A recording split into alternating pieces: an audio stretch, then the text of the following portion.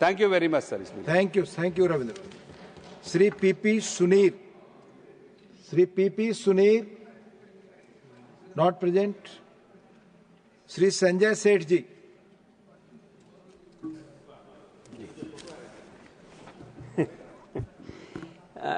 धन्यवाद सर। सबसे पहले तो मैं माननीय प्रधानमंत्री जी और माननीय वित्त मंत्री जी को बधाई देता हूं कि तंबाकू और तंबाकू से निर्मित पदार्थों के लिए जो आम जनता पे स्वास्थ्य के ऊपर असर पड़ रहा है उसको रोकने और उसको कम प्रोत्साहन मिले, उसके लिए ये सेंट्रल एक्साइज अमेंडमेंट बिल 2025 को लाया गया है। इस बिल में जो पहले सेंट्रल सेस था उसको हटाकर अब वो सेंट्रल एक्साइज के अंदर आ गया है और इस सेंट्रल एक्साइज का जो पूल होगा उसका 42% के आसपास स्टेट्स को भी मिलेगा जो उनका हिस्सा होता है। आज तंबाकू और तंबाकू से बने हुए पदार्थ हर वर्ग के लोग यूज कर रहे हैं, वो पुरुष हो, महिला हो, बच्चे हो, सभी कहीं ना कहीं इसको यूज करने लग गए हैं और इसकी वजह से कैंसर, हार्ट और लंग सब बीमारियां बढ़ रही हैं।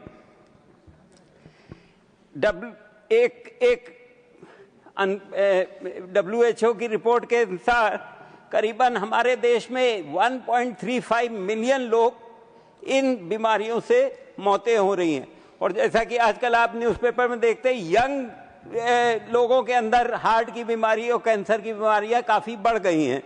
तो ये सारी चीज़ें कहीं ना कहीं इन पदार्थों की वजह में जुड़ी हुई हैं। इनके सिगरेट पीने से जहां जो सिगरेट पी रहा है उसको सबसे बड़ा नुकसान होता है, वहीं दूसरी तरफ पैसिव स्मोकर का भी बहुत बड़ा नुकसान होता है।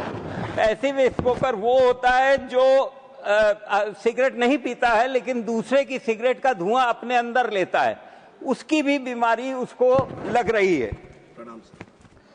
आजकल आपने देखा है कि गुटखा भी इस वक्त बहुत ज्यादा तंबाकू युक्त जो गुटखा है वो भी बहुत लोग खाने लग गए हैं और इस गुटखे को हमारे उत्तर प्रदेश में हो या बिहार में हो या और सभी राज्यों में इसका प्रचलन बढ़ता जा रहा है।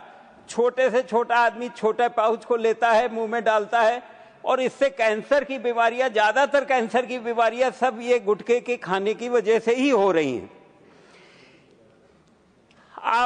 अगर इसकी एडवर्टाइजमेंट को देखें तो गुटखा वाले हों चाहे शराब वाले हों, ये एडवर्टाइजमेंट इस तरीके से करते हैं कि वो उनका, चूंकि सरकार ने उसके ऊपर रोक लगा रखी है, तो वो एडवर्टाइजमेंट वो इस तरीके से करते हैं कि उसका कोई सोडा या पानी की बोतल उसी नाम की रख लेते हैं और उसका एडवर्टाइजमेंट उसके नाम से कर देते हैं, जिससे लोगों के दिमाग में ये पहुंच जाए कि ये गुटखे का ब्रांड है, इसी की बोतल दिखा के वो अपना एडवर्टाइजमेंट कर रहे हैं।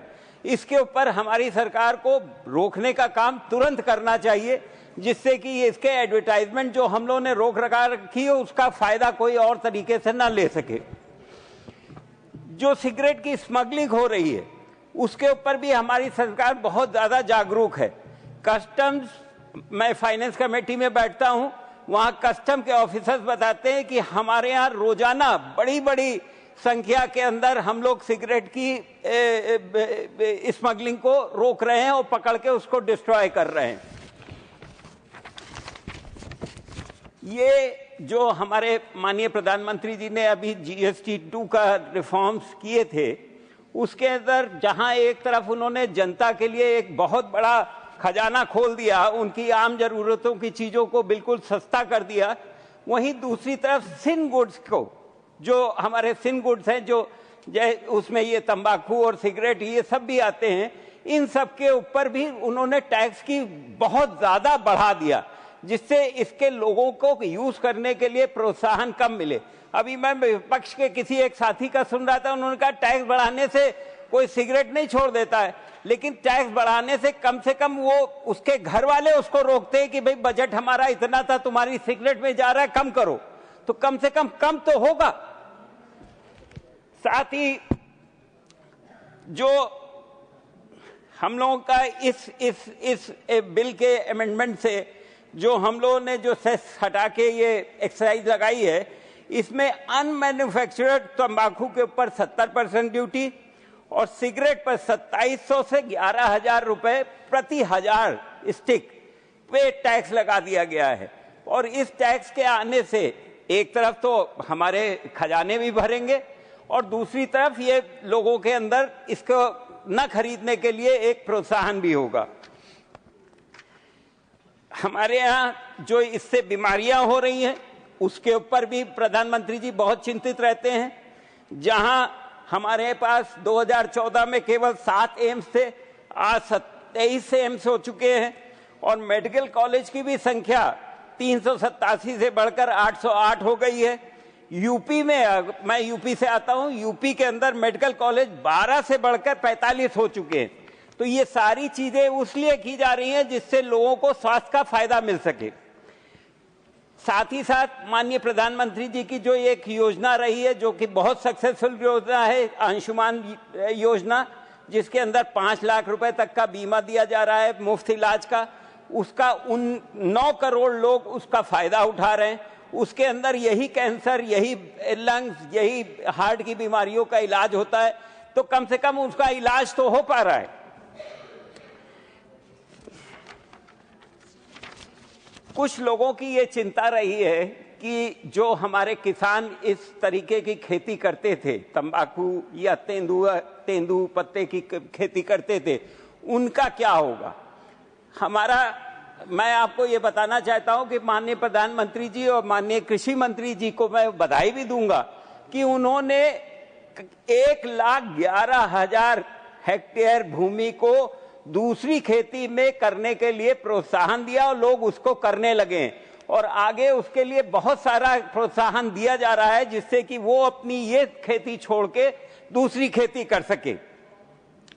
अंत में मैं विधेयक को और प्रभावी बनाने के लिए जो कुछ सजेशन देना चाहता हूं, उसके अंदर मैं ये चाहता हूं कि प्रत्येक संसदीय क्षेत्र और ब्लॉक स्तर पर एक नशा मुक्ति केंद्र स्थापित किया जाए जहां पे लोग आसानी से मदद पा सकें। दूसरा, इस विधेयक से प्राप्त राजस्व को एक निश्चित परसेंटेज जो है वो कैंसर रिसर्च और अवेयरनेस कैंपेन के लिए निर्धारित किया जाए। और ये जो बच्चों के अंदर जो आज के दिन में ड्रग्स और ये सूखा नशा चल रहा है, उसको रोकने के लिए जरूर प्रभावी कदम उठाने चाहिए।